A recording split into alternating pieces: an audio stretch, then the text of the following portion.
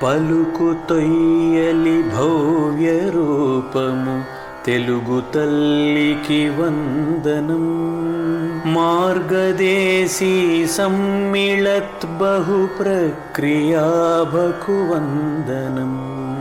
సత్కవీశ్వర కల్పనారస దివ్య జలధికి వందనం. భావనా ప్రియ హృత్సరస్సు విహారి హంసికి వందనం. భావనా ప్రియ హృత్సరస్సు విహారి హంసికి వందనం. భావనా ప్రియ హృత్సరస్సు విహారి హంసికి వందనం. ఈనాటి కార్యక్రమంలో కవిత్వములో సంప్రదాయ ప్రాముఖ్యము అనే అంశంపై ప్రసంగించడానికి డాక్టర్ నిష్టల సుబ్రహ్మణ్య శాస్త్రి గారు సిద్ధంగా ఉన్నారు. వారి క్లుప్త పరిచయం. విద్యావారిధి డాక్టర్ నిష్టల సుబ్రహ్మణ్య శాస్త్రి గారు తెలుగు సంస్కృత భాషల్లో పండితులు. వీరు సుమారు 45కు పైగా గ్రంథాలు సంస్కృతం తెలుగు భాషలో ప్రచురించారు. అనేక ఆధ్యాత్మిక వ్యాసాలు 40కి పైగా వివిధ ప్రసిద్ధ పత్రికల్లో ప్రచురించారు. విజయవాడ ఆకాశవాణి ద్వారా వీరి ప్రసంగాలు ప్రసారం చేయబడ్డాయి. దేవాలయాల్లో ఆధ్యాత్మిక ప్రవచనాలు చేస్తున్నారు. తెలుగులో సమాజ పరిస్థితులపై 300 పద్యాలతో నవభారతం, విజయబాల అనే తెలుగు నాటకాలు రాశారు. ఈనాటి కార్యక్రమంలో సాహిత్య ప్రసంగం చేయడానికి సార్ని సాధారణంగా ఆహ్వానిస్తున్నాను. సార్, మీకు స్వాగతం. సంతోషం అండి. నమస్తభాయే. ఈ సాహితీ సభకి విచ్చేసినటువంటి రస పిపాసువులందరికీ కూడా స్వాగతాన్ని చెబుతూ, అభినందనల్ని తెలియజేస్తూ నా యొక్క కార్యక్రమాన్ని ప్రారంభం చేస్తున్నాను. ఎందుకంటే సాహిత్యం అనే యొక్క విలువలు సమాజంలో తగ్గుతున్నటువంటి పరిస్థితి కనిపిస్తుంది. ఏదో ఆధ్యాత్మిక ప్రసంగము అంటే ఒక 100 మంది రావచ్చు. అదే సాహిత్య ప్రసంగం అనుకుంటే 10 మందో 15 మందో హాజరవుతూ ఉంటారు. అలా సమాజం యొక్క పరిస్థితి దిగజారుతుంది. కొంచెం భక్తి అంటే అన్నా వెళ్తారేమో కానీ ఈ సాహితీ ఆ విషయాన్ని తెలుసుకోవడానికి వచ్చేటువంటి వాళ్ళు, ఆ జిజ్ఞాసులు తగ్గుతున్నటువంటి తరుణంలో మరి భావనా ప్రియ అనేటువంటి ఒక సాహిత్య సంస్థని పెట్టి పట్టు విడవకుండా మన వంతు కృషి మనం చేస్తున్నాము అని చెప్పి అందరినీ కలుపుకుంటూ ఈ సంస్థని ముందుకు తీసుకువెళ్తున్నటువంటి కార్యనిర్వాహక వర్గానికి కూడా నా అభినందనల్ని తెలియజేస్తూ ఈనాటి ప్రసంగంలో ఆధునిక సాహిత్యంపై సంప్రదాయ ప్రభావం ఎలా ఉన్నది అనే విషయాల్ని మీకు నేను యథోచితముగా తెలియజేస్తాను. సంప్రదాయము అంటే సాధారణంగా లోకంలో ఎటువంటి అభిప్రాయం ఏర్పడింది అంటే అది ఏదో కేవలం ఆధ్యాత్మిక విషయం ఉంటుందనో, లేకపోతే ఏవో కొన్ని ఆచారాలు వ్యవహారాలు ఉంటాయనో అనుకుని చాలామంది ఇతరులతో కూడా చెబుతూ ఉంటారు. సంప్రదాయము, సంప్రదాయకయుత్వం అనేసరికి అదేమిటయా సంప్రదాయకయుత్వం అంటావు, అదేదో పాతబడిపోయింది అన్నట్టుగా భావిస్తూ ఉంటారు. అంటే పాపం వాళ్ళకి యథార్థమైనటువంటి విషయం తెలియకపోవటమే కారణము అని నేను భావిస్తున్నాను. అలా అనుకోవడం తప్పు కాదు. ఎందుకంటే అటువంటి ఒక ఇంప్రెషన్ పడింది అనమాట ప్రజల మీద. అందుకని వాళ్ళకి సంప్రదాయం, మొన్న కూడా ఒక సాహిత్య సభలో నేను చెప్తున్నప్పుడు సంప్రదాయం అంటే ఏంటి అనే దాన్ని వివరించడం జరిగింది. ఎందుకంటే వాళ్ళందరికీ తెలియదు పాపం. వచ్చే వర్ధమాన కవులు, కవయితులు అనేక మంది వస్తూ ఉంటారు, సాహిత్య జిజ్ఞాసులు. వాళ్ళందరికీ మంచి హృదయం ఉంటుంది. ఎందుకంటే సాహిత్యం తెలుసుకోవాలి అనుకుంటేనే సరస హృదయం ఉండాలి. సరస హృదయం లేని వాడికి సాహిత్యం రాదు. అందుకనే సాహితీపరులైన వాళ్ళందరూ కూడా సుకుమారంగా ఉంటారు, ఆర్థిక ధర్మచింతనతో ఉంటారు, 10 మందికి మేలు చేయాలని ఉంటారు. ఇలా ఒక స్ట్రైట్ ఫార్వర్డ్గా ఉంటూ ఉంటారు. కానీ వాళ్ళల్లో ఏంటంటే క్రూయల్టీ అనేది ఉండదు. మీరు బాగా గమనించండి.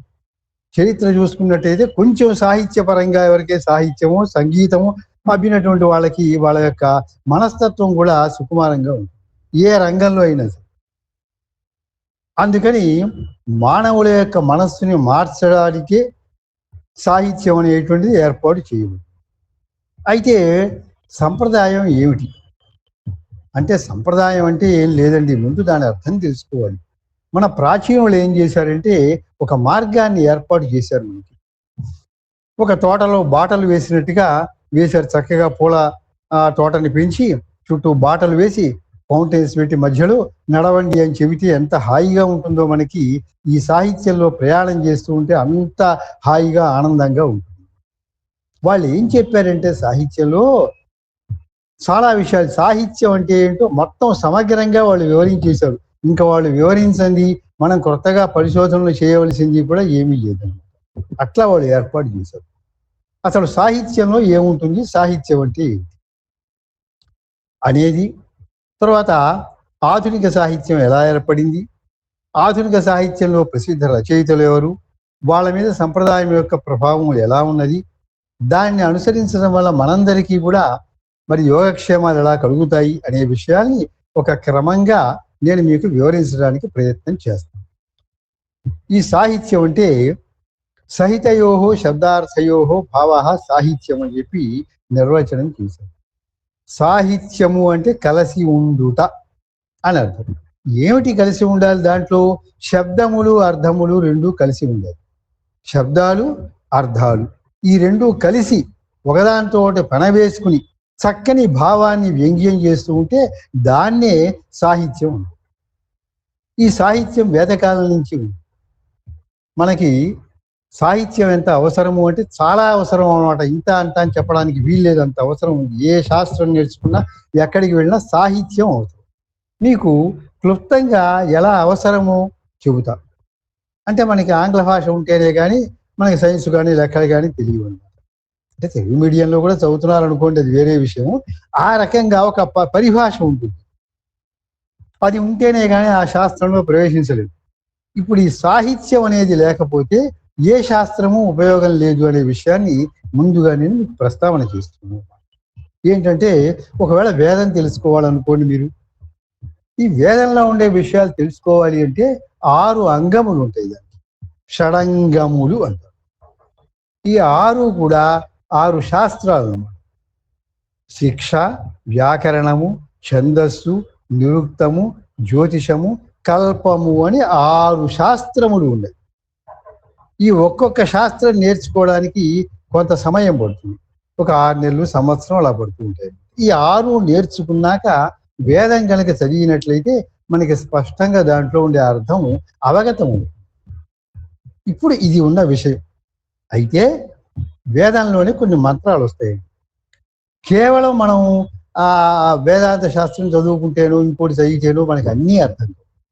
శ్వేతాశ్వతర ఉపనిషత్తు అనే చోట ఒక మంత్రం ఉంది.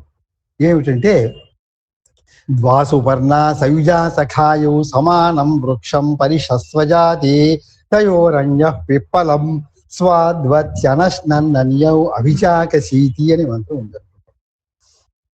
ఇది శ్వేతాశ్వతర ఉపనిషత్తు.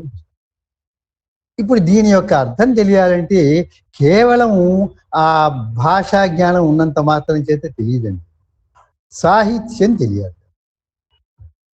సాహిత్యం తెలిస్తేనే కానీ మనకి దాంట్లో ఉండే విషయాలన్నీ కూడా మనకి అవగతం కావన్నమాట.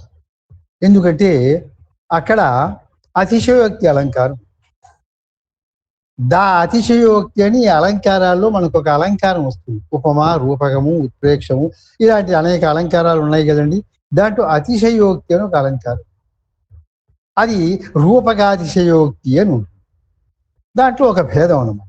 ఇప్పుడు ఆ అలంకారం యొక్క సమగ్ర స్వరూపం తెలియందే ఆ మంత్రానికి నిజమైన అర్థం తెలియదు. కనుక వేదం నేర్చుకోవాలన్నప్పటికీ కూడా ఈ సాహిత్యం కేవలం భాష నేర్చుకుంటేను, వేద మంత్రాలు వెళ్ళి వేస్తేను కొంత ప్రయోజనం ఉంటుంది, కానీ దానివల్ల పూర్తి అర్థం తెలియాలంటే సాహిత్యం అవసరము అనేది నేను చెప్తాను. ఇదే విషయాన్ని నేను చెప్పడం కాదు, గ్రంథాల్లో మన మహర్షులు చెప్పిన విషయాలు మీకు అందిస్తున్నాను. అంతవరకే, నేనేం కొత్తగా కనిపెట్టింది కాదు సాహిత్యం. ఆ రాజశేఖరుడు అనేటువంటి ఒక కవి ఆయన చెబుతాడు, కావ్య మీమాంస అనేటువంటి ఒకానొక గ్రంథంలో ఆయన ఏం వివరిస్తారంటే వేదం నేర్చుకోవాలంటే సాహిత్య పరిజ్ఞానం ఉండాలి అని ఆయన ప్రతిపాదన చేస్తారు. కనుక అన్ని శాఖలకి అవసరం. అలాగే ఇప్పుడు మనం కార్యక్రమాలు చేయించేటప్పుడు పెళ్ళిళ్ళు, గృహప్రవేశాలు, శంకుస్థాపనలు చేసేటప్పుడు కూడా అవి వాటిని బాగా కంఠస్థం చేసి సస్వరము నేర్చుకుని చేయిస్తూ ఉంటారు అందరూ కూడా. మంచిది. అయితే దాంట్లో ఉండే అర్థాలన్నీ కూడా వాళ్ళకి తెలియాలి. తెలియాలంటే భాష తెలియాలి, సాహిత్యం తెలియాలి. కేవలం కొంతమంది వేద పండితులు ఉంటారు, వేద పారాయణ చేస్తారు, చాలా చక్కగా ఉంటారు, ఆదర్శవంతంగా ఉంటారు, మనం అభినందిస్తాం వాళ్ళని. అయితే వాళ్ళకి సాహిత్య పరిజ్ఞానం ఉండదు. భాష కానీ సాహిత్యం సాధారణంగా ఏమనుకుంటారంటే వేద పండితులు అంటే సాహిత్యం కూడా తెలిసి ఉంటుంది, సంస్కృతం తెలిసి ఉంటుంది అని అనుకుంటారు. అది కాదు, ఇది వేరు, అది వేరు అనమాట. ఆ డిపార్ట్మెంట్ వేరు. కనుక వాటికి కూడా సాహిత్యం అవసరం. కనుక చెప్తాం ఈ సాహిత్యం అనేది అవసరం. ఎంత ముఖ్యం అంటే సంగీతమపి సాహిత్యం సరస్వత్యా స్తనద్వయం ఏకమాపాత మధురం అన్యది ఆలోచనామృతం అని చెప్పి మన ఆలంకారికులు నిర్వచనం చేశారు. సంగీతము సాహిత్యము ఎలాంటివి అంటే సరస్వతీదేవి యొక్క అవయవాలు, రెండు కళ లాంటివి అనుకోండి. సరస్వతీదేవి కూడా రెండు కళ్ళు, ఒకటి సంగీతం, ఒకటి సాహిత్యం. అద్భుతమైనటువంటి శాస్త్రాలు కూడా మానవుడు కష్టాల్లో ఉన్నప్పుడు ఉపయోగపడతాయి.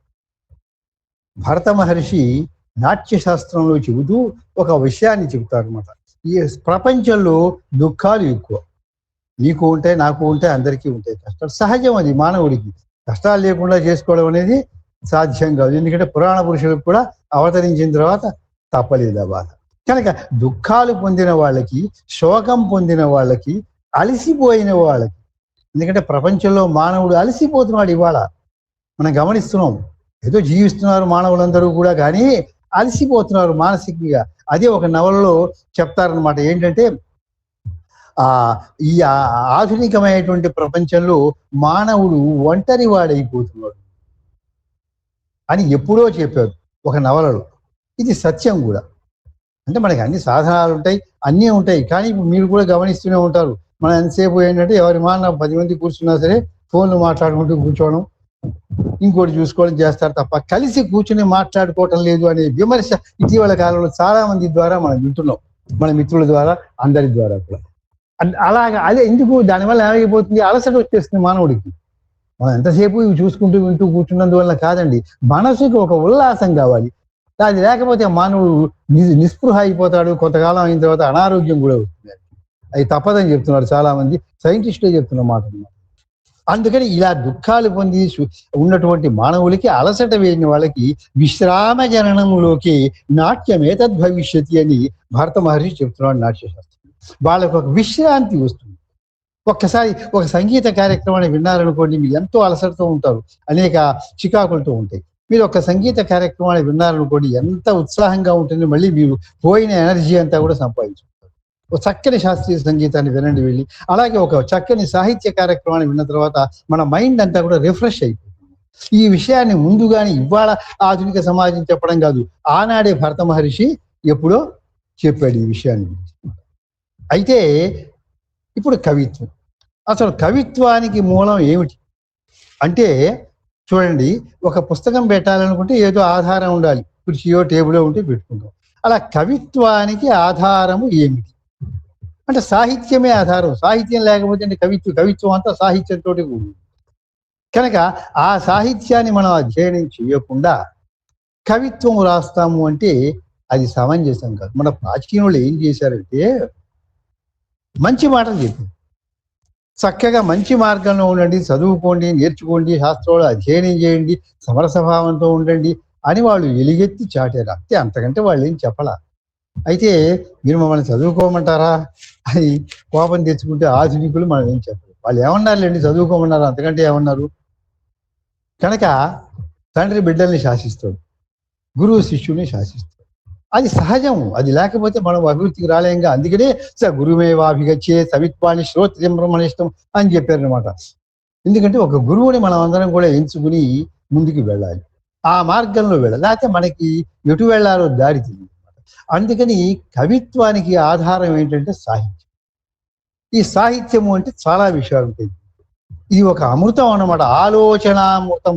మీరు ఆలోచిస్తున్న కొద్దీ అమృతం వస్తూ ఉంటుంది. ఒకసారి వింటాం కాదు, 2 సార్లు 3 సార్లు 4 సార్లు వింటున్న కొద్దీ కూడా కొత్తదనం వస్తుంది. ఏ కాళిదాసు రాసిన అభిజ్ఞాన శాకుంతలం తీసుకుని చదివారంటే ఎన్నిసార్లు చదివామో మేము, మళ్ళీ ఖాళీగా ఉంటే కూడా చూసుకుంటాం అన్నమాట. ఎందుకంటే విన్న కథే అదంతా కూడా.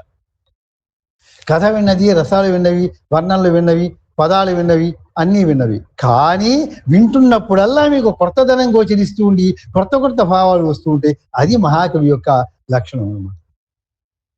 అందుకనేగా రామాయణ భారతాలు కానీ ఇలాంటివన్నీ కూడా ఈ కాలం దాకా కూడా నిలబడి ఉన్నట్టు. ఎన్నిసార్లు చూసాం మనం ఆ కథల్ని, మళ్ళీ చూస్తాం మళ్ళీ చూస్తాం మళ్ళీ చూస్తాం, ఓ కొత్త స్ఫూర్తి వస్తూ ఉంటుంది. అలా నవనవోన్మేషాన్ని కలిగించే శక్తి కవిత్వానికి ఉంటుంది. దాని వ్యాసుడు వాల్మీకి నిర్విఘ్నంగా వాళ్ళ కవిత్వాలు నెరవేర్చుకుని చూపించారు.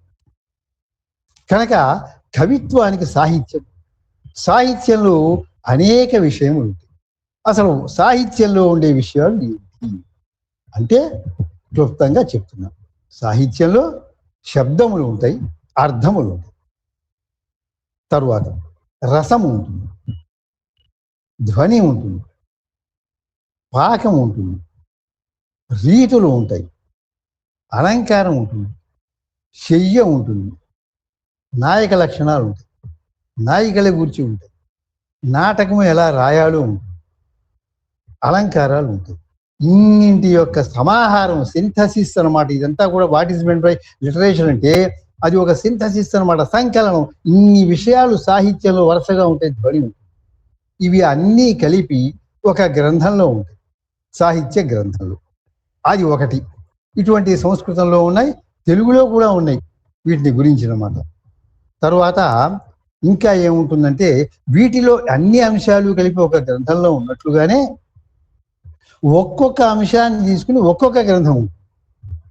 మళ్ళీ ఒక్క ధ్వని అనే టాపిక్ని తీసుకుని ఒక గ్రంథం, కొన్ని గ్రంథాలు ఉంటాయి, ఆ ఒక్క టాపిక్ని డీల్ చేస్తాయి. చూడండి, వైద్యంలో కూడా ఓ కంటి డాక్టర్ గారు, పంటి డాక్టర్ గారు ఉన్నట్టుగా మనకి దీంట్లో కూడా ఏంటంటే ఒక్కొక్క అంశాన్ని గురించి ఒక్కొక్క గ్రంథం వస్తుంది. ధ్వని గురించి ధ్వన్యాలోకం, చంద్రిక, ఇలాంటివి, వ్యక్తి వివేకం, ఇలాంటి మహాగ్రంథాలు. అలాగే అలంకారాల గురించి అలంకార సర్వస్వం, అలంకార శేఖరం, ఇలాంటివి చాలా ఉన్నాయి గ్రంథాలు. అలాగే నాటకాల గురించి ఎలా రాయాలి నాటకం అనే దాని గురించి ఒక పెద్ద టాపిక్ అన్నమాట. అది నాటకం అంటే సహజంగా ఏంటంటే మనం పాత్రలు, డైలాగ్స్ చూసుకుని రాస్తూ ఉంటాం అంకాలు మార్చి. అట్లా కాదండి, సంస్కృత సాహిత్యంలో నాటకం రాయాలి అంటే అంతటి కష్టం ఇంకోటి లేదన్నమాట. అన్ని విషయాల మీద దృష్టి ఉంటాడు. అందుకే ఒక కవి చెబుతాడు, సంస్కృత కవి, కర్తావా నాటకానాం ఇమం అనుభవతి క్లేశ వస్మద్విధోవా అంటాడు. అంటే ఒక రాజకీయ చతురుడు, ఒక ధురంధరుడు, చాణక్యుడు, అలాగే ఆయనకి ప్రతిస్పర్ధిగా రాక్షసుడు ఒక మంత్రి ఉన్నాడు, ఆయన పేరు రాక్షసుడు. ఆయన చాలా మంచివాడు, ఒక రాజనీతి ధురంధరుడు. అయితే నందవంశానికి అనుకూలంగా ఉన్నాడు అనమాట, ప్రతిపక్షి. చాణక్యుడికి ప్రతిపక్షి అంటే చాణక్యుడితో సమానమైన వ్యక్తి అనమాట. ఆయన రాజకీయ తంత్రాలు వీళ్ళు చేస్తూ ఉంటారు ఇద్దరు కూడా. ఇది చంద్రగుప్తుడిని స్థాపించాలని చాణక్యుడు, నందుల్ని స్థాపించాలని వాళ్ళు చూస్తుండి రాజకీయ తంత్రాలు చేస్తూ ఎత్తుగడలు వేస్తూ ఉంటారు, రాజకీయ ఎత్తుగడలు.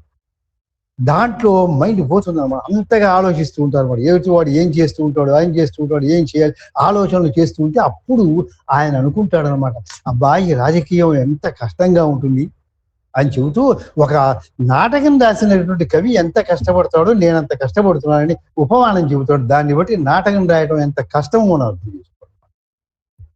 అటువంటిది సాహిత్యం. ఇటువంటి సాహిత్యంలో ఈ అంశాలన్నీ నేర్చుకుని మీరు కవిత్వం రాయండి అని చెప్పారు. కవిత్వం రాయాలని ఉత్సాహం ఉంటుంది, కానీ ఈ అంగాలు తెలుసుకోవాలన్నమాట. ఇప్పుడు నేను కూడా కుస్తీ పోటీలు పట్టాలని ఉంటుంది ఉత్సాహం, అంటే నేను నేర్చుకోవడానికి వెళ్తూ ఉంటాను. మీరంతా ఏమంటారంటే వద్దండి అని నిర్ద్వంద్వంగా చెప్తారు. ఇప్పుడు ఈ వయసు కుస్తీ ఏంటంటే నేర్చుకుని ఏం సాధిస్తారు అని చెప్తారు. కానీ నేను వినాలి కదా, నా ఉత్సాహంతో వెళ్తా. సరే, వెళ్ళిన తర్వాత ఒక వారం రోజులు ఏదో అయిన తర్వాత ఏదో నాకే అనుభవం వస్తుంది, ఇది మనకి పనికిరాదు అని వస్తుంది. అంటే శరీరం సహకరించాలి, వయస్సు సహకరించాలి, మనసు. ఉదాహరణకి చెప్తున్నా, నాకు అలాంటి కోరిక లేదు అనుకోండి, చెప్తున్నా. అందుకని ఏంటంటే ఇవన్నీ నేర్చుకున్నాక వెళ్ళు నాయన అని ప్రాచీనుడు చెప్పాడు. సంప్రదాయంలో వాళ్ళు ఏం చెప్పాలా, సంప్రదాయంలో ఏం చెప్పారంటే, నాయన ఇవన్నీ నేర్చుకుని నువ్వు కవిత్వం చెప్పు, చిరకాలం నీ కవిత్వం చిరస్థాయిగా ఉంటుంది అని. అవి నేర్చుకోకుండా మనం కవిత్వం చెబితే అది కాదు కదా. కొన్ని ఆధునికంగా చూసిన తర్వాత ఏమనిపిస్తుందంటే నాకు జాలి కూడా వేస్తుంది. అయ్యో పాపం వాళ్ళకి తెలియదు, పాపం తెలియక పాపం వాళ్ళు అట్లా అనుకుంటున్నారు. వాళ్ళని ఏం అనుకోకూడదు పాపం. కుర్రగారు వస్తున్నారు, వాళ్ళందరూ ఉత్సాహంతో వచ్చి చెప్తున్నారు. ఇంకా ఏంటంటే ఒక ఆయనకి హాస్పిటల్లో జాయిన్ అయ్యాట, తగ్గింది, సరే వచ్చాడు, ఆయనకేం తోసలేదు. సరే ఇదంతా సహజమే, ఎవరికైనా అలాగే ఉంటుంది.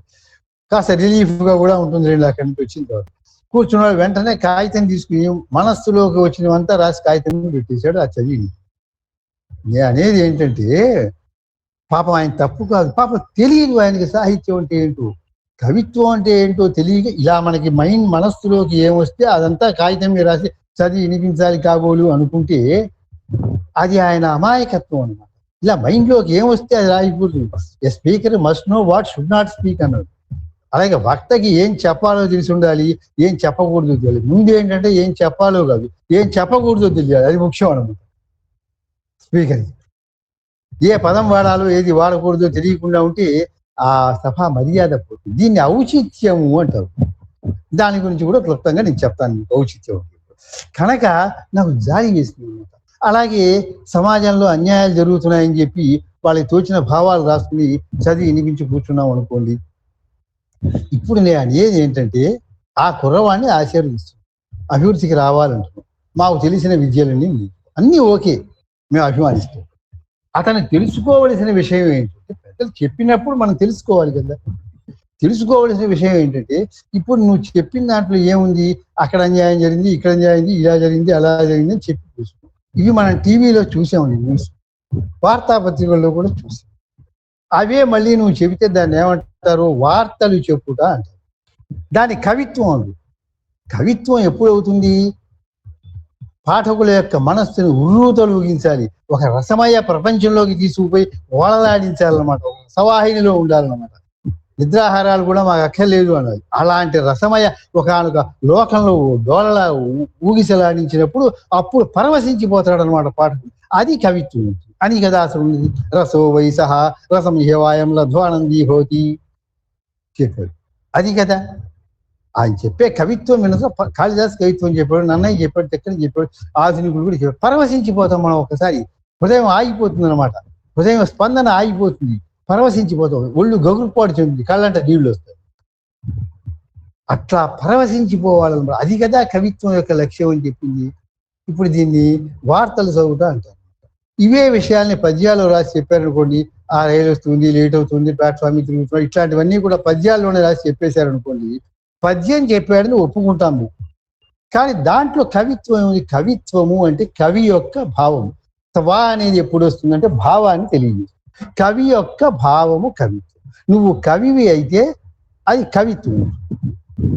కవివి కాకపోతే దాని కవిత్వం కాదు. కవి కాలేదు, అప్పుడు అది కవిత్వం కాదు కదా. కవి ఎవరు? వాల్మీకి మహాకవి. సాధారణంగా ఏమనుకుంటారంటే ఏదో రామకథ చెప్పారు, పుణ్యము పురుషార్థము అని అనుకుంటాం మనం అంతా ఆధ్యాత్మికంగా ఉన్నవాళ్ళే. కాదండి, ఆయన పౌరాణికుడు కాదు, పురాణం చెప్పలా. వ్యాసుడు పౌరాణికుడు. ఈయన ఏం చేశాడంటే మహాకవి, మహాకవిత్వం ఉంది వాల్మీకి రామాయణంలో.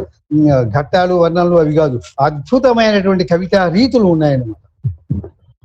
మొట్టమొదటి రావటం ఏంటి, ప్రపంచానికి ఆదిలో ఆయన రాసిన కవిత్వం నిలబడటం ఏంటి, అది ఇవాళకి కూడా ఉరుతొలగిస్తూ ఉంటాయి. రసమయమైన వర్ణనలు ఎన్నో ఉన్నాయి. ఆ శరత్కాలాన్ని వర్ణించిన, హేమంతాన్ని వర్ణించిన, మనసు ఆనాటికి ఆయన ఎలా వర్ణించాడు అనిపిస్తుంది. కనుక కవిత్వం యొక్క ప్రయోజనం రసమయమైనటువంటి లోకానికి మిమ్మల్ని తీసుకువెళ్ళగలిగితే అప్పుడు జన్మ ధన్యం అవుతుంది. అప్పుడు కవి చరితార్థుడు అవుతాడు కవిత్వం యొక్క ప్రయోజనం. కనుక ఇప్పుడు వీటిని గురించి మనం కనుక కవిత్వంలో అప్లై చేసి చూపిస్తాం ఈ చెప్పిన అంశాలు. అయితే చెప్పారు కవిత్వాన్ని గురించి ప్రాచీనులు కూడా చక్కగా చెప్పారు. అదే కవిత్వం ఉంటుంది. స్పాంటానియస్లీ వచ్చేస్తూ ఉంటే ఓవర్ఫ్లో ఆఫ్ ఫీలింగ్స్ అన్నారు పాశ్చాత్యులు. ఏంటంటే నేనంటే నేను అన్నట్టుగా భావ పరంపరలన్నీ కూడా ఎప్పుడైతే మనస్సులోకి వచ్చేస్తూ ఉంటాయో అదే కవిత్వం. ఆ వచ్చిన భావ పరంపరల్ని వ్యక్తం చేయాలి. ఈ వ్యక్తం చేయటంలోనే మార్మికత్వం ఉంటుంది. భావ పరంపరల్ని చెబుతాం, అందరం చెప్తారు, రాజకీయ నాయకులు చెప్తారు, ఇంకోళ్ళు చెప్తారు, అందరూ చెప్తారు, మనము చెప్తారు. ఈ భావ పరంపరని వ్యక్తం చేయటంలో కళా నైపుణ్యం ఉండాలి. అంటే శబ్దాలు తెలియాలి, అర్థాలు తెలియాలి, వాచకం అంటే ఏంటో తెలియాలి, లక్షకం అంటే ఏంటో తెలియాలి, వ్యంజకం అంటే ఏంటో తెలియాలి, వాచ్యార్థము తెలియాలి, లక్ష్యార్థం తెలియాలి, వ్యంగ్యార్థం. ఇప్పుడు ఒక విషయాన్ని మనం మామూలుగా ఉన్నది ఉన్నట్లుగా చెబుతాం. దాని కవిత సూర్యుడు అస్తమిస్తున్నాడు అని ఎవరు చప్పట్లు కొట్టరు. దాంట్లో యథార్థ విషయం చెప్పుండొచ్చేమో కానీ మన మనసు ఏం పరవశించిపోలా. దాంట్లో మన మనసు థ్రిల్లింగ్ ఏం రాలేదుగా. సూర్యుడు అస్తమించాడంటే ఏముంది దాంట్లో? ఏమి యథార్థ విషయం ఇదే చెబితే ఇంకా కవికి మానవుడికి తేడా ఏంటి? మామూలు మానవుడికి అంటే మానవుడు మామూలుగా చెప్తాడు విషయాన్ని. కవి ఏం చెప్తాడు? రసమయంగా చెప్తాడు, మీ హృదయాన్ని పరవశింపజేసేట్టు చెప్తాడు. అలా చెబితే దాన్ని ధ్వని అంటారు. ధ్వని అంటేనే వ్యంగ్యార్థము పుష్కలముగా ఉండాలి. ఆ పాత్ర చిత్రణ కానీ ఈ కవికి అనేక విషయాల మీద. మరి ఆ భీమసేనుడు చెప్పాడు అనుకోండి, సభలో ద్రౌపదిని అవమానించినప్పుడు ఆయన చెప్పుకుంటూ వచ్చాడనమాట. ఆయన చెప్పాడనమాట, ఏంటి? కురువృద్ధులు గురువృద్ధ బాంధవులు అనేకులు సూచుండ ద్రౌపది ఇట్లు చేసిన కలున్ దుశ్శాసను లోకభీకర లీలన్ వధించి తద్విపుల వచ్చ శైల రక్తౌగా నిర్జర ముర్వీపతి సూచుతుండ అని ఆస్వాదించు నుగ్రాకృతిని అని అప్పుడు రాశాడు. ఆ పద్యం రాశాడు. అంటే ఏంటైంది? ఇక్కడ పాత్ర ఏమిటో తెలియాలి. భీముడు మాట్లాడుతూ, అబ్బాయి నువ్వు తప్పు పని చేస్తున్నావు, ఇలా చేస్తే బాగుండదు సుమా అని చెప్పి మామూలుగా చెబితే అసలు ఆ పాత్రే చెడి. పైగా అక్కడ సంఘటన ఏంటి? మంచి ఉద్దీప్తంగా చెప్పవలసిన సంఘటన. ఎందుకంటే వాళ్ళు చేసినటువంటిది అధర్మం. ఆ అధర్మాన్ని నొక్కి వక్కానించాలి సభలో. దానికి తగినటువంటి ఊత ఉండాలంటే పదాలు ఉండాలి, సమాసాలు ఉండాలి, వర్ణన ఉండాలి, ఆ చెప్పే పాత్ర కూడా ఉండాలి. భీముడు అట్లా మాట్లాడతాడు మామూలుగా ఎప్పుడన్నా? పాత్ర ఔచిత్యము అంటుంది. ఒక పాత్రని చిత్రీకరిస్తే దానికి తగినటువంటి ఔచిత్యం, డెకరం, ఔచిత్యం ఉండాలన్నమాట. అంటే న్యాచురాలిటీ అన్నమాట. న్యాచురాలిటీ ఉండాలి ఆ పాత్ర. ఆ పాత్ర అలా చేయదంటే రాముడు మాట్లాడితే ఆయన మాట్లాడిన పద్ధతి వేరే ఉంది, లక్ష్మణుడు మాట్లాడితే అది వేరుగా ఉంది, సీత మాట్లాడితే వేరే, రావణాసుడు. పాత్ర ఔచిత్యంగా, దేశం ఏంటి ఏంటో తెలియాలి, కాలం అంటే ఏంటో తెలియాలి. ఆ పాత్రకి తగినట్లుగా భాష ఉండాలి. భాష ఉండాలంటే ఎలా ఉండాలి? తీవ్ర స్వభావం చెప్పినప్పుడు సమాసాలు వాడాలి. లలితంగా, హృద్యంగా, మధురంగా చెప్పేటప్పుడు చిన్న చిన్న పదాలన్నీ వాడుకుంటూ వస్తాం, మధురంగా ఉండేది. అలాగే చెయ్యాలి. వాటిని పాకము, శయ్య అనే వాటి కింద మనం చెప్తాం.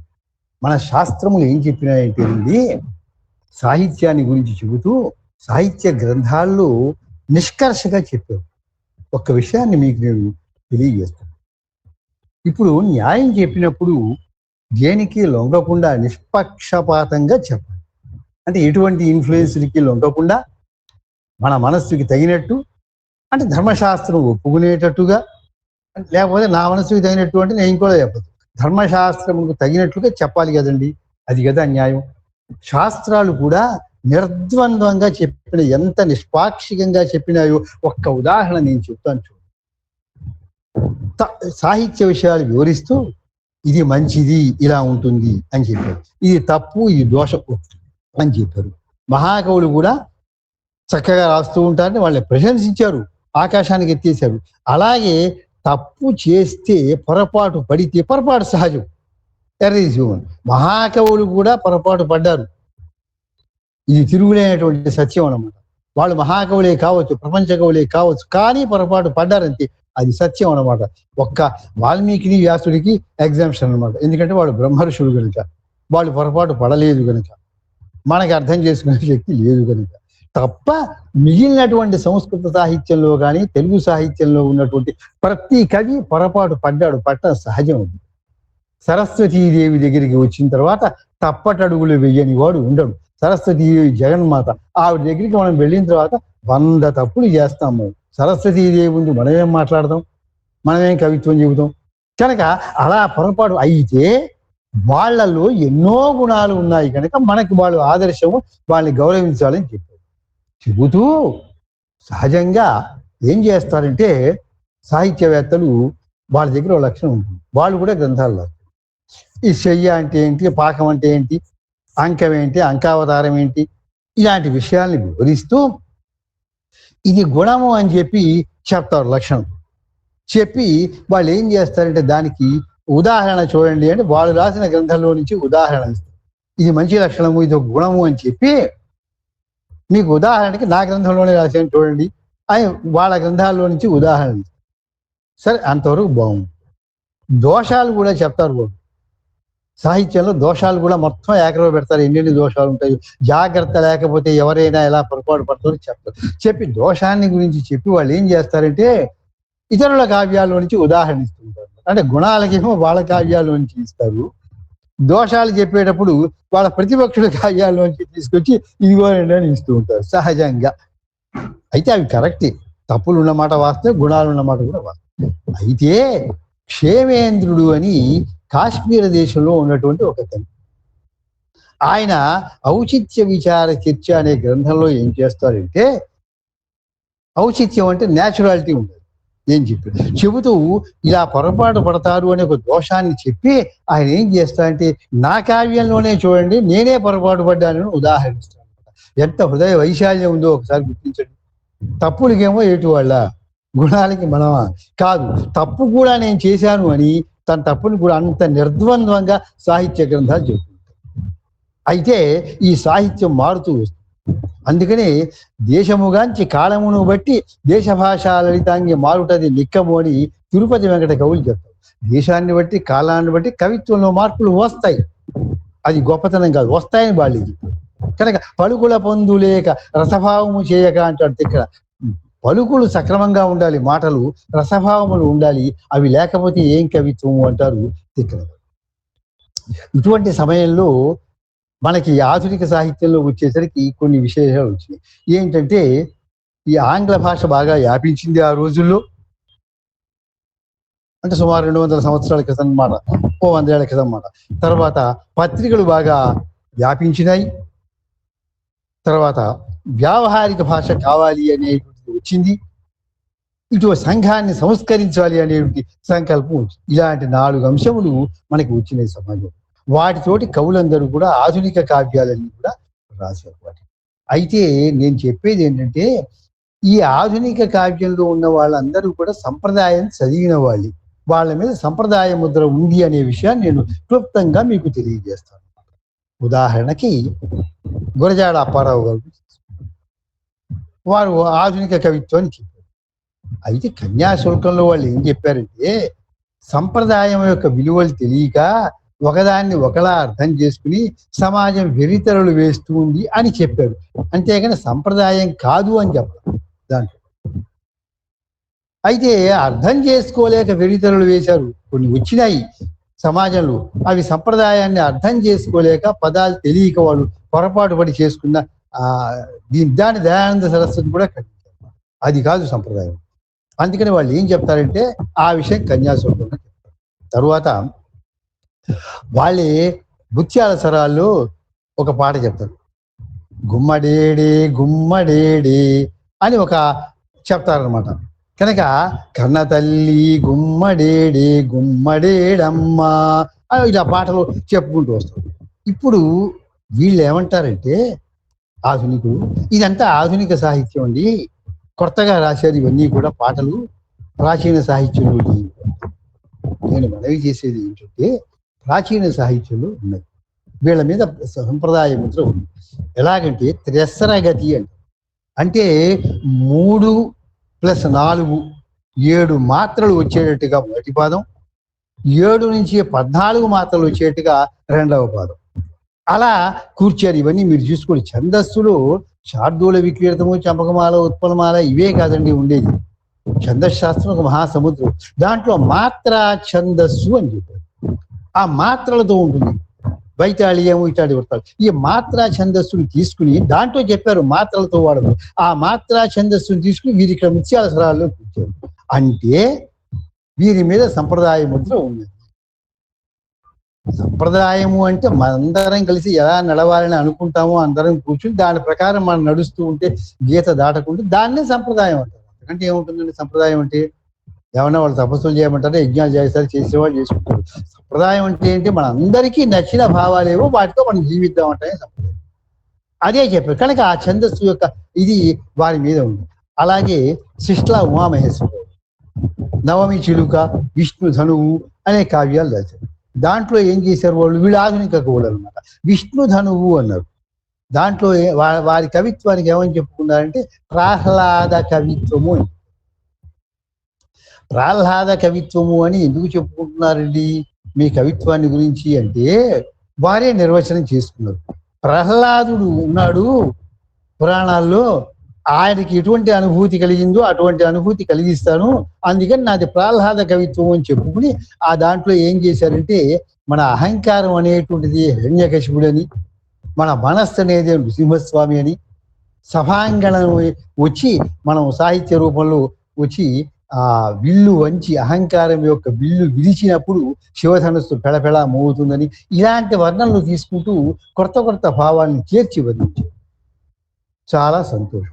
అయితే ఇది ప్రాచీన భావమే, సంప్రదాయ భావమే కదా ఇది. అట్లాగే మీకు చూసినట్లయితే ఇంకా మిగతా వీళ్ళు దేనికి ఎదురు తిరిగారంటే భావకవిత్వానికి వ్యతిరేకంగా వచ్చేవి, అంతేగాని సంప్రదాయానికి భిన్నంగా రాలి. వీళ్ళ గురించే నేను చెబుతాను కొంచెం. ఇంకొక ముందు కనుక వస్తే అలాగే శ్రీశ్రీ గారి కవిత్వం గురించి ఒకసారి మనం ముచ్చరించుకుందాం. సాధారణంగా విప్లవ కవిగా ఆయన ప్రసిద్ధి చివరలో. మొదట్లో ఏంటంటే వారు కూడా ఈ సంప్రదాయ గ్రంథాలని రాశారు. నేను చెప్పేది ఏంటంటే మీరు ఏదైనా చెప్పండి సాహిత్యాన్ని. ఒక చిత్రకారుడు బొమ్మ గీస్తాడు, ఏదైనా గీయవచ్చు, వాళ్ళ ఇష్టం, వాళ్ళ అభిప్రాయం ప్రకారం గీస్తారు. అది ఒక పద్ధతిగా ఉండాలని మాత్రమే నేను చెప్తున్నాను. మీరు ఏ సిద్ధాంతమైనా చెప్పండి, ఒక పద్ధతి, ఒక వైనము, ఒక కట్టుబాట్లు, ఒక చక్కని ఒక ప్రణాళిక ఉండాలి కదండి దానికి. అదే సంప్రదాయం.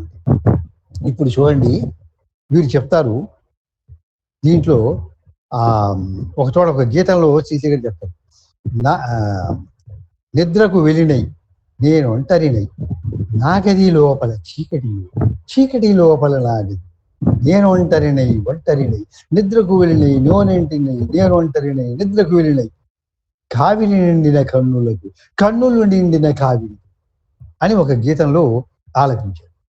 సరే, బాగుంది. ఇప్పుడు దీని వెనకాల వారు చదివిన సంప్రదాయ సాహిత్యం స్పష్టంగా గోచరిస్తుంది. ఎలాగా అంటే వేదంలో ఒక మంత్రం ఉంది, ఇంద్రశ్రేష్ఠాని శ్రేష్ఠాని ద్రవిణాని ద్రవిణాని దేహి చిత్తం సుభగత్వం అని ఒక మంత్రం. ఈ మంత్రం చదివేటప్పుడు రకరకాల పద్ధతులు ఉంటాయి. దాన్ని ఈ పనసలు అంటారు, రకరకాలుగా చెప్తారనమాట. ఆ పదాలు విరిచి చదివే విధానం అది. అయితే ఒక పదం చెప్పి, రెండు పదాలు చెప్పి, ఈ రెండో పదాన్ని తీసుకుంటూ మళ్ళీ మూడో పదం తెచ్చి మళ్ళీ వెనక్కి వచ్చి మళ్ళీ ఈ పదము ఆ పదము కలిసి ఇలా ముందుకి వెనక్కి చదువుతూ ఉంటారు. అదొక పారాయణ. సాధారణంగా ఏమనుకుంటారంటే ఎందుకు అలా ముందుకి పదాలు చదువుతారు, భావన చెప్తే సరిపోతుంది కదా అనుకుంటారు. కానీ మన వేదర్షులు ఏం చేసినప్పటికీ దాని వెనకాల అనేకమైన అర్థాలు ఉంటాయి అని నేను మీకు మనం. ఇప్పుడు అదే పద్ధతిలో ఆ పనస ఎలా చదువుతారో, ఆ క్రమంతో ఎలా చదువుతారో, జటాఘన ఎలా చదువుతారు, అలాగే ఆ ఛాయలతో వీరు రాశారు.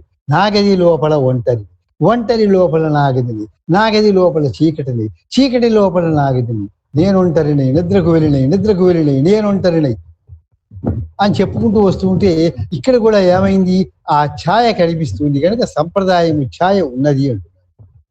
అది మంచిది అంటున్నాడు. వారు గొప్ప కవితా విన్యాసాన్ని చేశారు, అది మంచిది అని చెప్పి నేను చెప్తున్నాను. అలాగే ఇంకొక చోట చెబుతాను ఏమని, నేను సైతం ప్రపంచాగ్నికి సమిధన ఒక్కటి ఆహుతి ఇచ్చా. ఈ ప్రపంచాగ్నికి నేను కూడా ఒకటి ఇస్తున్నాను. ఇప్పుడు సమిధ అనేటువంటి పదం వాడారు అంటే వారికి సంప్రదాయం మీద అభిలాష ఉన్నట్టే లెక్క. భావం ఏదైనా కావచ్చు, ఎందుకంటే ఆ యజ్ఞం చేస్తున్నప్పుడు సమిధలు వాడతాము. అలాగే మరి ఈ ప్రపంచాగ్నికి నేను కూడా ఓ సమిధని ఇచ్చాడంటే యజ్ఞంలో సమిధలు వాడటం అనేది మంచిదే కదా. అది మంచిదైతేనేగా మనం ఉపమానంగా చెప్పుకుంది, లేకపోతే చెప్పుకోంగా. కనుక నేను చేసే ఉద్యమానికి కూడా ఓ సమిధిని ఇస్తున్నారు అంటే సమిధ ఎంత పవిత్రమో, ఎలా ఆ అగ్నిని రాపాడ చేస్తుందో ఆ రకంగా నేను చేసే ప్రయత్నం కూడా నవ సమాజ నిర్మాణానికి ఉపయోగపడుతుంది అని చెప్పిన దాంట్లో సంప్రదాయ భావం ఉంది. అలాగే భూతాన్ని, యజ్ఞోపవీతాన్ని, వైప్లవ్య గీతాన్ని చూడండి. ఇక్కడ కూడా నా మదిలో నా నుండి నీ గుడిలో మంత్రంగా మోగాలని అన్నప్పుడు గుడి అది సంప్రదాయమే.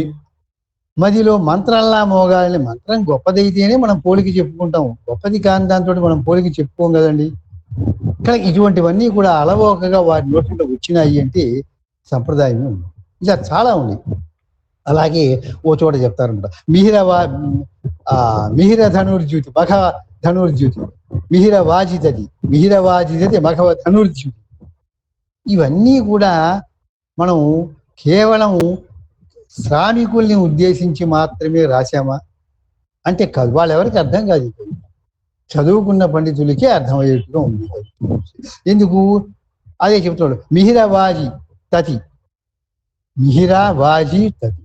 అలాగే మఘవ ధనుర్ద్యుతి, మఘవన్ శబ్దం మఘవ ధనుర్ద్యుతి, ఇంద్రుని యొక్క ఇంద్రధనస్సు యొక్క కాంతి, సూర్యుని యొక్క ఎర్రని గుర్రాలు వాటి కాంతి అని చెప్తున్నారంటే ఉపమానాలుగా ఇవన్నీ సంప్రదాయంలో ఉన్నటువంటి.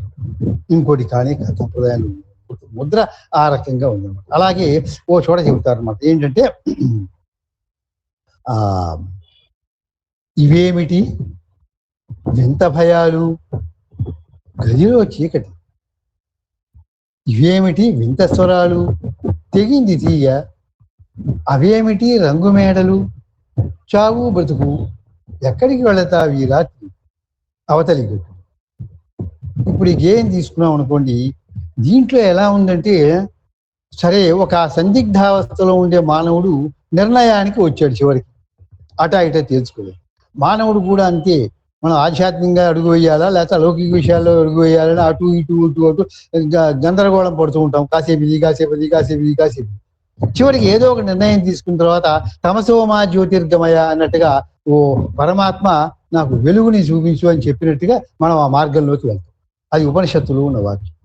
ఇక్కడ కూడా అదే విషయం కదా వారు చెప్పింది. చివరికి నిర్ణయాన్ని తీసుకున్నారు, ఎక్కడికి వెళ్తావు. అలాగే ఉపనిషత్తుల్లో కూడా ఒక ప్రశ్న ఒక సమాధానం కనిపిస్తుంది.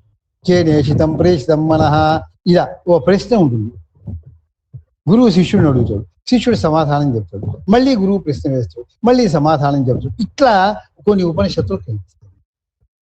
ఇప్పుడు ఇక్కడ కూడా ఏం కనిపిస్తుంది, ఆయన ప్రశ్న సమాధానం ఆ ఛాయ మీకు ఇక్కడ వచ్చేసింది. అలాగే ఒక చోట చెప్తారు, ఆ ఎడారిలో కాళ్ళు తెగిన ఒంటెలాగుంది జాబి. ఆకాశంలో చంద్రుడు ఉన్నాడు, తెల్లని మబ్బులు అక్కడక్కడ ఉన్నాయి, ఇసుక తిన్నెల్లాగా అనుకోండి. అప్పుడు ఎలా ఉంది, అదంతా ఎడారిలాగా, తెల్లని ఇసుక తిన్నెల్లాగా మబ్బులు ఉండటం చేత దాంట్లో చంద్రుడేమో కదలకుండా అక్కడ ఉండిపోయినట్టు ఒక ఒంటెలాగా. కనుక ఎడారిలో అంటే ఆకాశం తెల్లని మబ్బులతో కూడిందనమాట. ఒంటెలా కాళ్ళు తెగినటువంటి ఒంటెలాగా ఈ జాబిల్లి ఉంది అని వర్ణించారు. నేను చెప్పేది ఏంటంటే, వర్ణన ఇక్కడ ఉత్ప్రేక్షాలంకారం, అలంకారములు చదవకపోతే వారు ఈ కవిత్వం రాసేవారా? సంభావన మధోత్ప్రేక్ష ప్రకృతిస్య పరేణయతి ధూమస్తోమం తమశంకే భోగీ విరహ సుష్మణాం. అంటే వాళ్ళు ఏం చెప్పారంటే, సంధ్యాకాలంలో సూర్యుడు అస్తమించిన తర్వాత చీకట్లు వ్యాపిస్తూ ఉంటాయి, దట్టంగా వ్యాపిస్తూ ఉంటాయి. ఈ దట్టంగా వ్యాపించే చీకటి ఎలా ఉంటుంది, కన్ను పొడుచుకుంటే కూడా కనిపించదు అన్నట్లుగా చీకటి చీకటి చీకటి చీకటి కటిక చీకటి అన్నమాట. ఆకాశానికి చూస్తే అక్కడ చీకటి, నేల మీద చూస్తే చీకటి, పైనుంచి ఆకాశం నుంచి కింది దాకా కూడా చీకటిమయంగా కనిపిస్తుంది. దాన్ని ఒక సంస్కృత కవి ఏమని వర్ణించారంటే, ఈ భూమి ఆకాశము కాటుకని వర్షిస్తుందా అన్నట్టుగా ఉంది. ఆకాశం ఒక కాటుకని తీసుకొచ్చి ఎవరో ఒకళ్ళు బిందెలతోటి పైనుంచి పోస్తూ ఉంటే తారు పోసినట్టుగా నల్లగా ధారలు పడిపోతున్నట్టుగా ఉన్నదా అన్నట్లుగా చీకటి ఉన్నది అన్నాడు. అది ఉత్ప్రేక్ష, దాంట్లో చమత్కారం వచ్చింది, మన మనసు పరవశించింది. ఇక్కడ కూడా ఏం చేశారంటే ఉత్ప్రేక్ష అలంకారాన్ని శ్రీశ్రీ గారు ప్రయోగించడం చేత ఆ చమత్కారం వచ్చింది అని చెప్పి నేను చెప్తున్నాను. కనుక వీటిల్లో కూడా ఏమున్నది అంటే సంప్రదాయమే. ఆయన వర్ణనలో కూడా ఏమున్నది అంటే సంప్రదాయమే ఉంది. అలాగే ఇంకా కూడా చెప్తారనమాట ఆయన వచ్చిన పేరు, భేరవ, భేక, ఘోక ఇలాంటి పదాలన్నీ కూడా వాడతారు. ఇవి అన్నీ సంస్కృత నిఘంటువుల్లో ఉన్న పదాలే కదా. వారి కవిత్వానికి ఊపు రావడానికి కారణం ఏంటి? మన పెద్దలు ఏం చెప్పారంటే చక్కని పదాలని పరిచయం చేయండి. వాడు కవిత్వం చదువుకున్న తర్వాత శబ్దాలు తెలుస్తాయి వాడికి, లేకపోతే అర్థాలు తెలుస్తాయి వాడికి, రీతి తెలుస్తుంది, సమాసాలు తెలుస్తాయి. రెండు పదాలు కలిపి మనం ప్రయోగించాలి అంటే సమాసం తెలియాలి కదండి. మనకి తెలియకపోతే అర్థం రాదు కదా. చిన్న చిన్న పదాలతోటే సమాసాలు చేయవచ్చు. అవి ఎలా చేయాలి అని మనకి వ్యాకరణాల్లో చెప్పారు. అది సంప్రదాయమే కదా. మరి ఆ పదాలతో ఎలా భావాన్ని వ్యక్తం చేయాలో, సమాసం చేయాలో తెలియకుండా మనం సమాసాలని కవిత్వంలో ప్రయోగించలేంగా. మన కవిత్వం చదివినటువంటి వాడికి ఏం కలవాలి? రసానుభూతి అన్నా కలగాలి, శబ్దాలన్నా తెలియాలి, అర్థాలన్నా తెలియాలి, భావం అన్నా తెలియాలి, రసస్ఫూర్తి అన్నా తెలియాలి. వాడు బయటపడాలి. అంటే ఏంటి? మనం కవిత్వం యొక్క ప్రయోజనం రెండు రకాలు. ఒకటి, మనం మన లెవెల్కి వాడిని తీసుకొస్తున్నామా, మనం కూడా వాడి లెవెల్కి వెళ్తున్నాం. ఇప్పుడు మనం కూడా వాడి లెవెల్కి వెళ్ళిపోయాం అనుకోండి, సరే బాగానే ఉంటుంది, కానీ వాడి అభివృద్ధికి వచ్చేది ఏముంటది కదా. వాడి అభివృద్ధికి రావాలి, వాడు మనంతా వాడు కావాలి, మనకంటే గొప్పవాడు కావాలనేగా మన గురువుల యొక్క తాపత్రయం అంతా కూడా. అందుకని వాళ్ళు ఏం చేశారు? మనకి నేర్పారు కవిత్వం ద్వారా. ఈ ప్రబంధ సాహిత్యం కానీ ఇంకోటి కానీ చదివినందువల్ల మనకి ఇవన్నీ తెలుస్తూ ఉంటే మనం రోజు రోజుకి కూడా అభివృద్ధికి వస్తూ ఉంటాం అన్నమాట. ఇంకో రకంగా ఉండదు. అలాగే షెల్లీ నవకపు హల్లీ సకమున ప్రాసలు వానికి పడ్డాయి, బాగానే ఉంది. హల్లీ సకము అన్నారు. హల్లీ సకము అంటే మామూలు వాళ్ళకి తెలియదు. స్త్రీలు అందరూ కూడా ఒకానొక పండుగ రోజున మండలముగా గుండ్రంగా చేరి చేతులు పట్టుకుని చేసేటువంటి ఒకానొక డ్యాన్స్, ఒకానొక నృత్యం, ప్రాచీన నృత్యం. ఆ పదం తెలిసిన వాళ్ళకి తప్ప తెలియదు. మనకి పరిచయం చేయడం కోసం అని చెప్పి కవిత్వంలో వాళ్ళు ఏం చేశారంటే ఇక్కడ వాళ్ళు ప్రయోగించడం జరిగింది. అట్లాగే భిక్షు వర్షీయసి అని ఒక శీర్షిక. వర్షీయసి అనేది అది మామూలు వాళ్ళకి తెలియదు కదండి. వర్షీయసి అంటే సంస్కృత వ్యాకరణం తెలియకపోతే తెలియదు.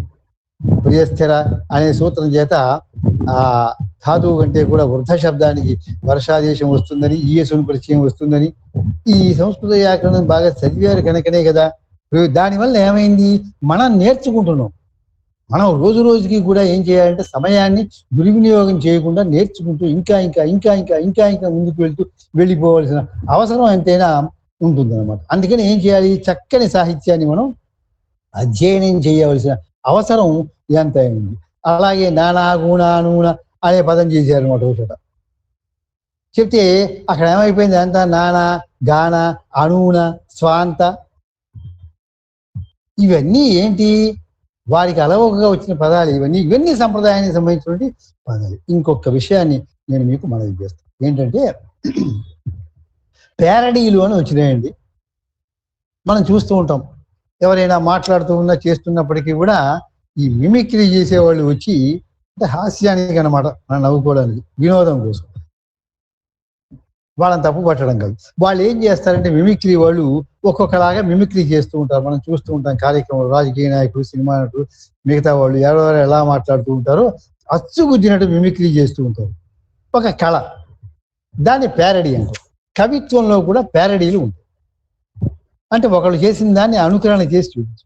శ్రీశ్రీ గారు అన్నారు, ఏ దేశ చరిత్ర చూసినా ఏమున్నది గర్వకారణం, నరజాతి చరిత్ర సమస్తం పరపీడన పరాయణత్వం. ఏ దేశం చూసినా తనుకుని చావడం తప్పిస్తే సౌమనస్యం ఎక్కడుంది, సహృదయత ఎక్కడుంది, మనమంతా ఒకటనే భావం ఎక్కడుంది, ఆత్మీయత ఎక్కడుంది, ఆదరణ ఎక్కడుంది.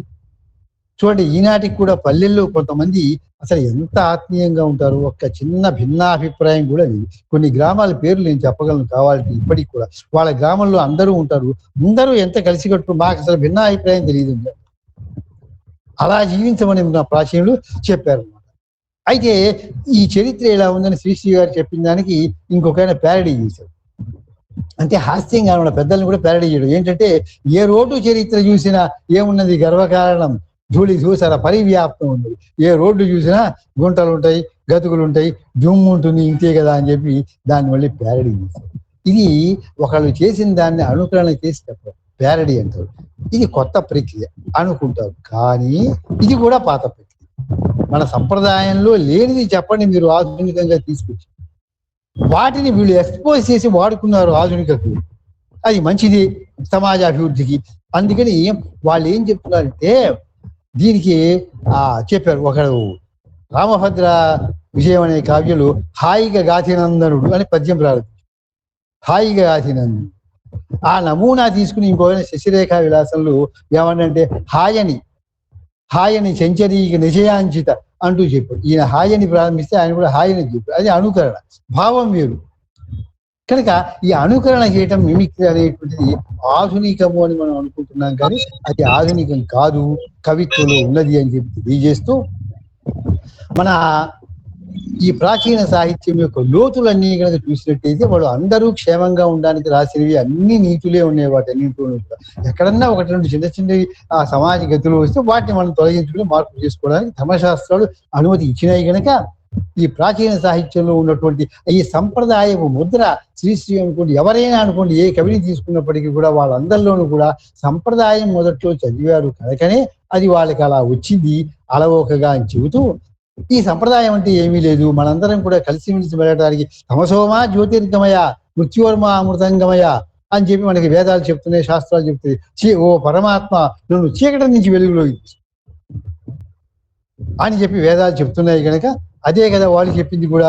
సాహిత్యం ద్వారా మనం ఏం చేయాలి, మన మనస్సుని సుకుమారం చేసుకోవాలి. శాంతి, సౌజన్యము ఇలాంటి లక్షణాలన్నీ కూడా మనం నేర్చుకుని చక్కని ఒక సహృదయులంగా మనం తయారు కావాలి. సాహిత్యంలో పదం ఉందండి, సహృదయులు అంటారు. అది ఒక టెక్నికల్ వర్డ్ అనమాట. అంటే ఏంటి, కావ్యాలు రాస్తూ గ్రంథాల్లో, సాహిత్య గ్రంథాల్లో సహృదయులు ప్రమాణం ఉంటుంది. సహృదయులు అంటే మంచి మనస్సు ఉన్నవాడు. అది నేర్పడానికే సాహిత్యం వచ్చింది. ఈ సాహిత్యాన్ని కనుక మనం చక్కగా అధ్యయనం చేస్తే మనకు కూడా మంచి భావాలు వస్తాయి. Let noble thoughts come to us from every side అన్నమాట. ఆనోభద్ర కృతవోయంతు విశ్వత, ప్రపంచంలో అన్ని వైపుల నుంచి అందమైన భావాలు మనకి రావాలి అని ఆ వేదం చెప్తుంది. దాన్ని కావ్యాలు చేసినాయి. అదే కావ్యం యొక్క పరమార్థము. ఆధునిక కవులు కూడా సంప్రదాయాన్ని ఈ రకంగా పాటించుకుంటూ, ఏవైనా కొన్ని దురాచారాలు ఉంటే వాటిని నిరసించుకుంటూ సమసవాలు చేశారు. కనుక సంప్రదాయం అంటే ఏంటో తెలుసుకుని మనం అందరం చక్కని ఆ బాటలో వెళ్ళడం బాగుంటుంది అనే విషయాన్ని తెలియజేస్తూ, ఇదిగో ఈ భావనా ప్రియ వేదిక ద్వారా నాకు ఈ అవకాశాన్ని కోరినంతని తెలియజేసినటువంటి పెద్దలందరికీ కూడా నా యొక్క సాహిత్య అభినందనలు తెలియజేస్తున్నాను. దుర్భా కృష్ణశాస్త్రి గారికి కానీ మిగతా వాళ్ళు కూడా ఎవరు ఉన్నారో పేరు పేరు నాకు తెలియదు. అలాగే శ్రోతలుగా వచ్చినటువంటి మంచి రసజ్ఞులైనటువంటి శ్రోతలు ఉన్నారు. ఎందుకంటే కాళిదాసి చెప్పుకున్నాడు, సరసులైన వాళ్ళకి రసజ్ఞులకి నా కవిత్వాన్ని వినిపించుకుంటాను. అటువంటి సహృదయం ఉన్నటువంటి శ్రోతలు కూడా ఈనాడు ఈ సమావేశానికి వచ్చినట్టు వాళ్ళందరికీ కూడా నా అభినందనని తెలియజేస్తూ, తర్వాత మీ అందరికీ శుభాలు కలగాలి, మా అందరికీ భగవంతుడు అనుగ్రహాన్ని ఇవ్వాలని కోరుకుంటూ ఉపన్యాసాన్ని ముగిస్తున్నాను. స్వస్తి. ధన్యవాదాలు సార్. చాలా చక్కని ప్రసంగం. ఆధునిక కవిత్వంపై సంప్రదాయ కవిత్వ ప్రభావం ఎంత గాఢంగా ఉందో వివిధ కవుల కవితలు తీసుకుని చక్కగా విశ్లేషణ చేశారు. కవిత్వం రాయాలంటే అలంకారాలు, రీతులు, శయ్యలు, పాకములు ఎలా పోషించబడ్డాయో కూడా చాలా చక్కగా వివరించారు. మీకు మరోమారు ధన్యవాదాలు సార్. పలుకు తొయ్యలి భవ్య రూపము తెలుగు తల్లికి వందనం. మార్గదేశీ సమ్మిళత్ బహు ప్రక్రియాభకు వందనం. సత్కవీశ్వర కల్పనా రస దివ్య జలధికి వందనం. భావనా ప్రియ హృత్సరసు విహారి హంసికి వందనం. భావనా ప్రియ హృత్సరసు విహారి హంసికి వందనం. భావనా ప్రియ హృత్సరసు విహారి హంసికి వందనం.